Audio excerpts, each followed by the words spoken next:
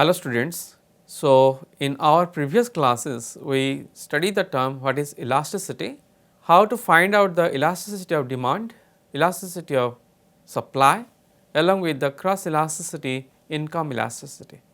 From the cross elasticity we can judge the term whether the products are to be substitute for each other or complement to each other. In the same manner, from the income elasticity of demand, we can judge whether the product to be a necessary type of product or luxury type of product or it to be a neutral type of product. Okay. And the existence of the different determinant of your demand is there, what we already covered. But in the previous class, we just complete the term elasticity of supply. Inside the determinant, that is a large number of determinants are there, but the most important is the time. Time means whether the supply related to the short time period or it be long time period. That means how the supply is to be affected by, the elasticity supply to be affected by the time element. In that, as you know, the entire supply is to be categorized into the 4 types: market period, short period, very short period, that is called the market period is called the very short period, then short period, then long period, then very long period.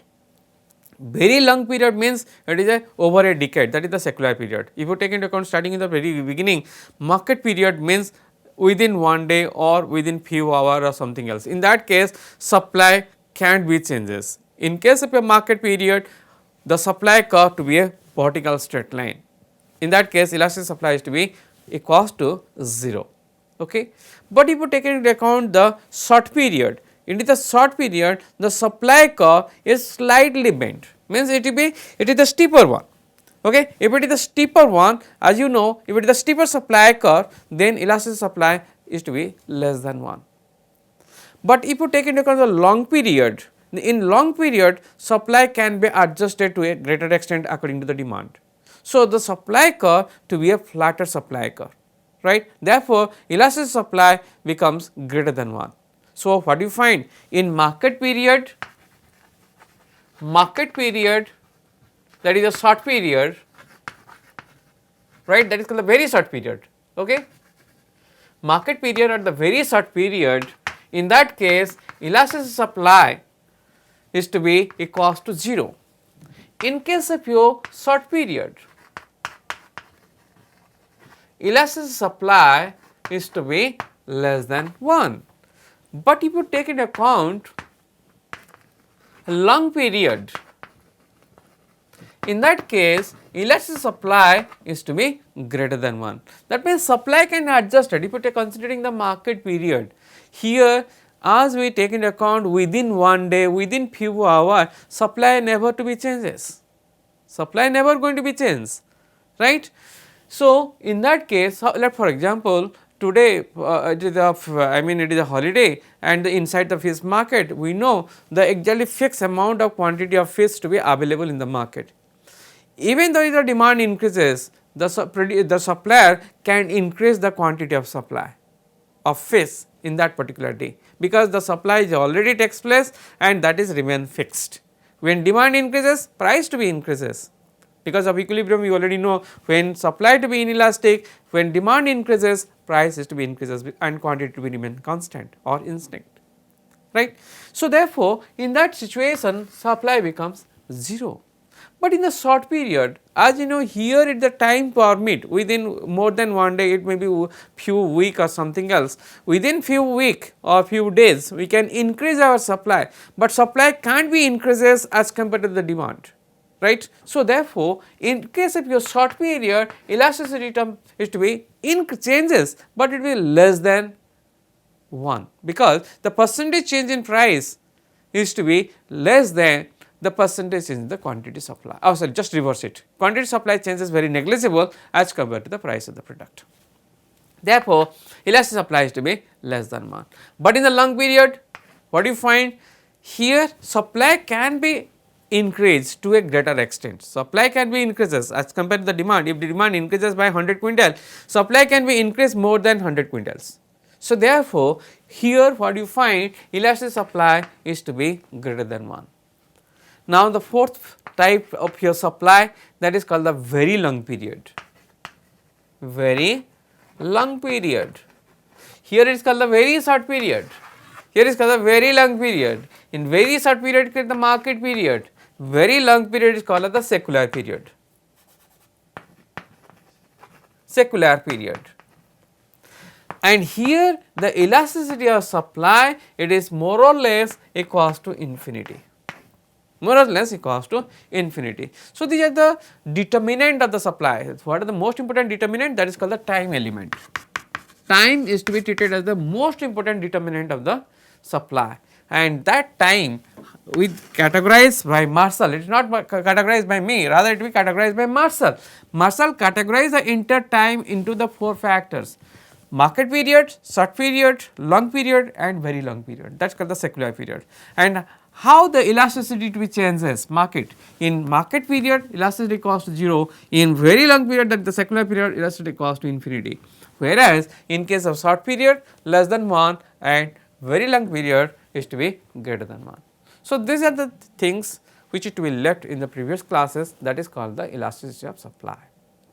Now, after knowing the elasticity of demand, elasticity of supply, how you have to measuring it, we have to move to the next concept, that is called as the welfare economics.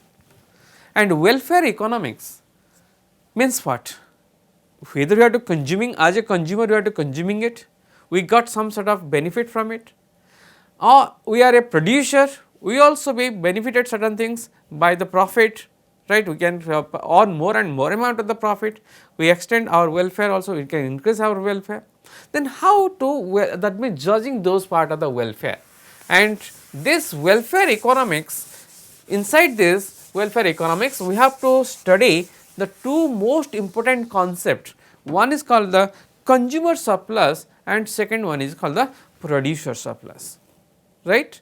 Consumer surplus and the producer surplus. How consumer to be get benefited, that to be comes under the consumer surplus. How the producer are to be benefited, that is called the producer surplus. So, today we have to start with the next topic, what is called the consumer surplus. Consumer's surplus, it comes under welfare economics, it comes under the welfare economics. Consumer surplus, when the consumer gets satisfied or it will be over satisfied. Take for example, suppose we purchase a particular matchbox, we purchase a matchbox, how much we pay?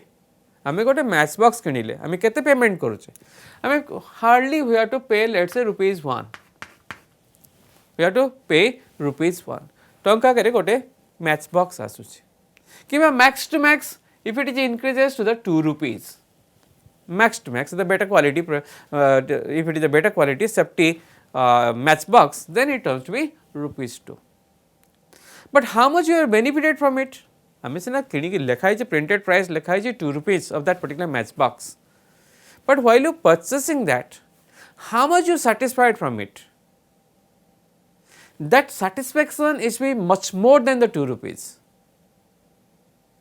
Think about that means you are in a hurry mode, you know, to let us say light your gas or something else, but or there is a evening there is a power cut to be takes place and you have to try to light your lantern or light your lamp or candle. We require a matchstick, but we can search for the matchstick, but there is no such matchsticks to be available. Remember how important the matchsticks is to be that, how valuable is to be that during that time period. That means we pay only for the ₹2 for the pack, but the importance of the matchsticks is much more than the ₹2. So, that is the concept. The consumer surplus means how much you, that means let for example during that time period, suppose you have to enter into the shop and the shopkeeper say no, there is no such match box is available. If it is available, you have to pay me the ₹10. Then what happened? Definitely you have to pay ₹10 in order to extract that one. That means here what is willing to pay and what you actually does pay. That means the consumer surplus, it can be calculated the differences between willing to pay, willingness to pay and actual payment. Actual payment. Consumer केते will करूची payment करबा पई and केते से actually payment करूछ जे कोनसी जिंस तमे किनुछ एनीथिंग व्हाट यू परचेस तमे जस्ट कंपेयर करो दीटा जिंस one is called the willing to pay तमे केते विल करूछ पेमेंट करबा पई आ केते एक्चुअली पेमेंट करूछ आमे जब मैच बॉक्स टा किनुछ आमे एक्चुअली केते पेमेंट करूछ आमे 2 रुपीस पेमेंट करूछ बट से मैच बॉक्स रो इंपोर्टेंस केते let's say we take in account more than 10 rupees. So what is the difference? The difference is the 8. That 8 rupees is called as the consumer surplus. 8 rupees is called as the consumer surplus. So in order to finding out the consumer surplus, we have to take the differences between the two things. One is called the willingness to pay and another is the actually pay. केते तमे actual payment करूछ आ केते तमे चाहूच payment करबा पई तार जदि difference टा में बाहर कर देबा ताको हमें कहबा कोन कंज्यूमर सरप्लस बोले. Let's say we start with the numerical example and with the help of the curve how you are to depicting it. Let's start with the curve. On horizontal axis we take the quantity and the vertical axis we take the price, right. As you know the demand curve to be downward sloping curve, either we take the demand curve or we can take into account the marginal utility curve, right.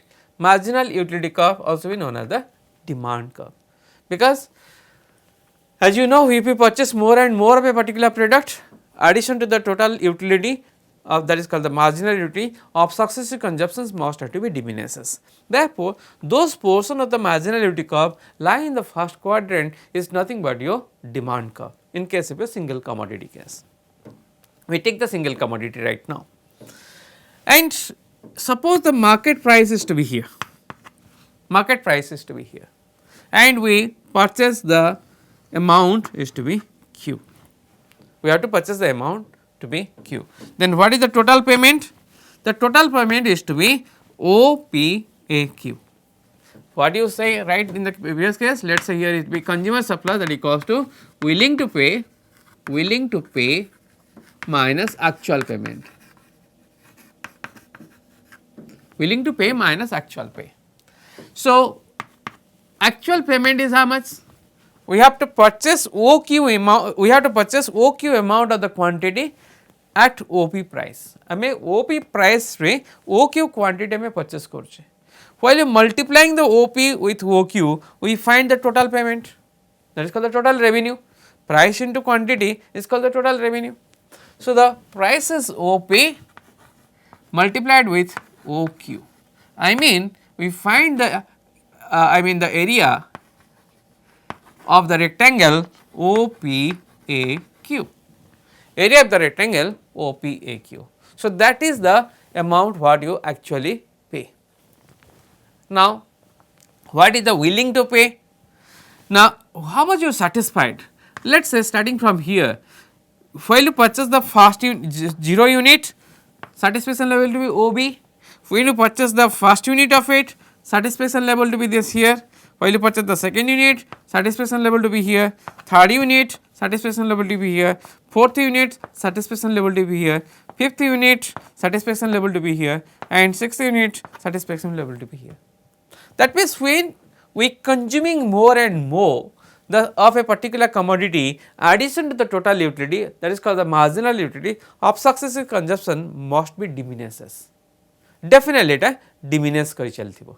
That means if you take into account the marginal utility of your different bundle of commodities, let us say the units we have to consume, that is called the 1, 2, 3, 4, 5, right. 1, 2, 3, 4, 5 and 6 and 0 is there, right. Here we start with the term, let us say it is the 100, imagine it, it is the 100, okay.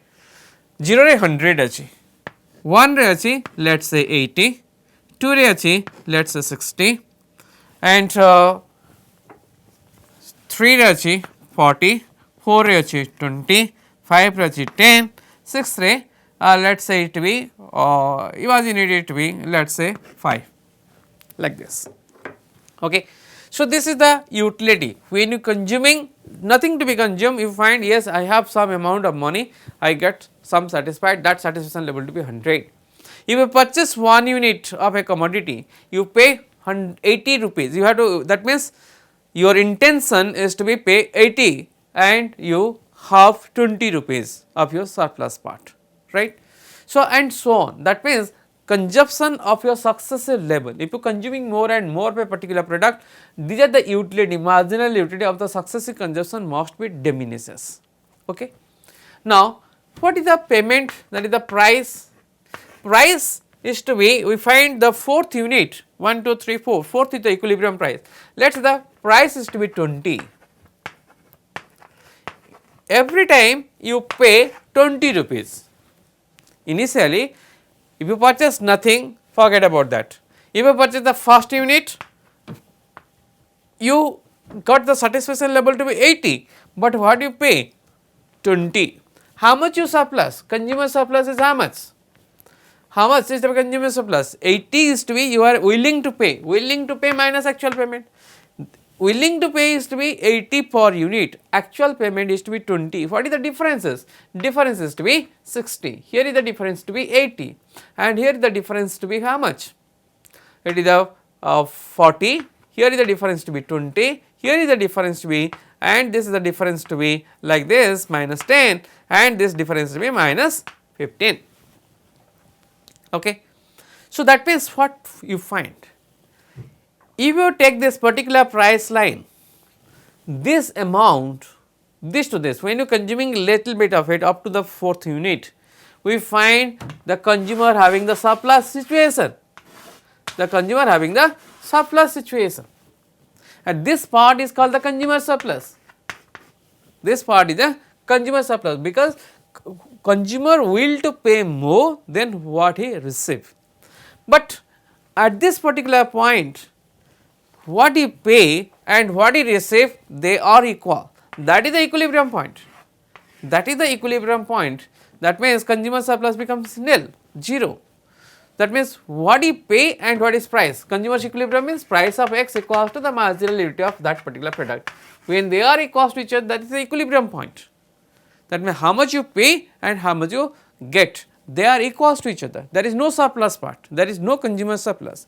But prior to that, what you find, the willing to pay, I mean you got more satisfaction than what you pay, therefore this segment is called the consumer surplus. But if you move to this side, you pay more than what you receive, that means તમે ଅଧିକ payment କରୁଛ ତାଠୁ କମ satisfaction receive କରୁଛ, so this side should not be treated as the consumer surplus. So only this area is called the consumer surplus. But what you pay, that means your intention you have to pay the whole bit, your intention you have to pay the whole bit of it, that is the willing to pay is how much? Now the area is to be OBAQ, that means the area OBAQ.